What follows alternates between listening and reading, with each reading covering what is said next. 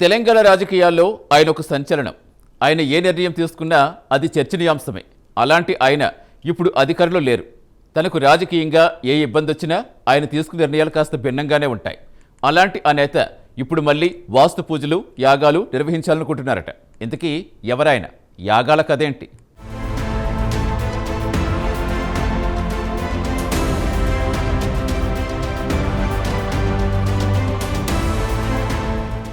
రాజకీయ యోగానికి యాగాలు దగ్గరిదారని చాలా మంది నమ్ముతూ ఉంటారు. ఇలాంటి సెంటిమెంట్లను నమ్మేవారిలో బీఆర్ఎస్ అధినేత కేసీఆర్ ముందుంటారు. అందుకే ఎప్పటికప్పుడు యజ్ఞాలు, యాగాలతో తమ భక్తిని చాటుకుంటూ ఉంటారు. గులాబీ దళపతి కేసీఆర్ భక్తి ప్రపత్తుల గురించి ప్రత్యేకంగా చెప్పుకోవాల్సిన పనేలేదు. సమకాలీన రాజకీయాల్లో యాగాలతో సెంటిమెంట్ను పండించే అతి కొద్ది మంది నేతల్లో కేసీఆర్ ఒకరు.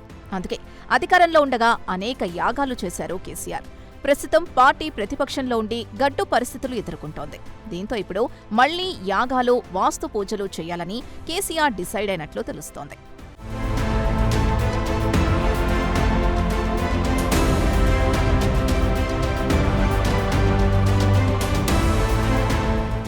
కేసీఆర్ రాజకీయ జీవితంలో అనేక యాగాలు నిర్వహించారు. ఆయన మొదటిసారి 1996లో సహస్రలక్ష్మి సూత్ర పారాయణాలు, సహస్రలక్ష్మి సూక్త పారాయణ సహిత అభిషేకాలు నిర్వహించారు. తర్వాత 1997లో బాపి శాస్త్రి ఆధ్వర్యంలో చండీ హోమం, 2005లో కేంద్ర మంత్రిగా ఢిల్లీలోని తన నివాసంలో నవగ్రహ మఠం, చండీ యాగం, 2006లో సహస్ర చండీ యాగం, 2007లో మరోసారి చండీ యాగం, సుదర్శన యాగం, 2008లో సిద్దిపేట కోటిలింగాల ఆలయంలో గాయత్రి యాగం, 2009లో తెలంగాణ భవన్లో 27 రోజుల పాటు నక్షత్ర మండల యాగం, 2010లో తెలంగాణ భవన్లో చండీ యాగం, 2011లో బండ్లగూడలోని ఎంపీ జితేందర్ రెడ్డి వ్యవసాయ క్షేత్రంలో శతచండీ యాగం చేశారు కేసీఆర్. ఇక తెలంగాణ రాష్ట్రం ఏర్పడి అధికారంలోకొచ్చిన తర్వాత 2015 నవంబర్ 27న నవచండీ యాగం, అదే ఏడాది డిసెంబర్ 23 నుంచి 27 వరకు ఆయుత శతచండీ యాగం, 2018 అసెంబ్లీ ఎన్నికలకు ముందు రాజసామల యాగం చేశారాయన. రెండవసారి అధికారంలోకొచ్చిన తర్వాత 2019 జనవరిలో మహారుద్ర సహిత సహస్ర చండీ యాగం, 2023 అసెంబ్లీ ఎన్నికలకు ముందు రాజసామల యాగం నిర్వహించారు కేసీఆర్.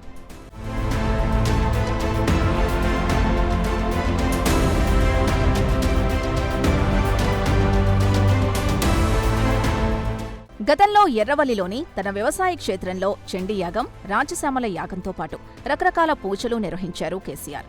ప్రస్తుతం కేసీఆర్కు ఏదీ కలిసి రావడం లేదు. అసెంబ్లీ ఎన్నికల్లో ఓటమి, పార్లమెంట్ ఎన్నికల్లో 0 స్థానానికే బీఆర్ఎస్ పరిమితమైంది. ఇక ఆ తర్వాత వచ్చిన కంటోన్మెంట్, జూబ్లీహిల్స్ ఎన్నికల్లో పార్టీ పరాజయం పాలైంది. గ్రామ పంచాయతీ ఎన్నికల్లో కాస్త పర్వాలేదని అనిపించినా మున్సిపల్ ఎన్నికల్లో ఆశించిన ఫలితాలు రాలేదు. రాబోయే రోజుల్లో ఎంపీటీసీ, జెడ్పీటీసీ ఎన్నికలు, గ్రేటర్లో 3 కార్పొరేషన్ల ఎన్నికలు రాబోతున్నాయి. మరోవైపు తన కుమార్తె కవిత కొత్త పార్టీ పెట్టి బీఆర్ఎస్నే టార్గెట్ చేయబోతున్నారు. దీంతో పార్టీని మళ్లీ గాడిలో పెట్టాలని గులాబీ బాస్ భావిస్తున్నారు.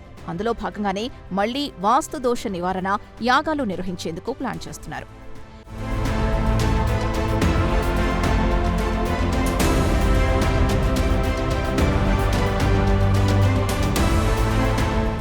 ఇక ఏదైనా కీలక నిర్ణయం తీసుకునే ముందు, కొత్త పనులు ప్రారంభించే ముందు కూడా ప్రత్యేక పూజలు, హోమాలు, యాగాలు చేయడం కేసీఆర్కి అలవాటు.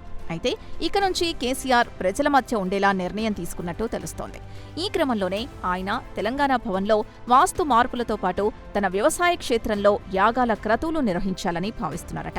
గతంలో అధికారంలో ఉన్నప్పుడు ఆర్భాటంగా ఇలాంటి కార్యక్రమాలు నిర్వహించారు. ఇప్పుడు పార్టీ ముఖ్యనేతల్ని కూడా ఆహ్వానించి యాగాలు నిర్వహించాలని కేసీఆర్ నిర్ణయం తీసుకున్నట్టు తెలుస్తోంది.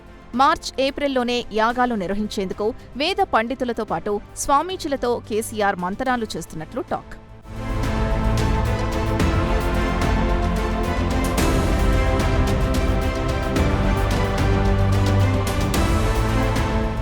మొత్తానికి ప్రతిపక్షంలోకొచ్చిన తర్వాత మొదటిసారి నవగ్రహ శాంతి, మహాయాగం కేసీఆర్ నిర్వహించారు. ఇప్పుడు మళ్లీ యాగాలపై జరుగుతున్న చర్చతో అందరి దృష్టి కేసీఆర్ పైనే ఉంది. మరి కేసీఆర్ చేయబోయే యాగాలతో పార్టీ మళ్లీ బలపడుతుందా? కేసీఆర్ తిరిగి యాక్టివ్ అవుతారా అనేది చూడాలి.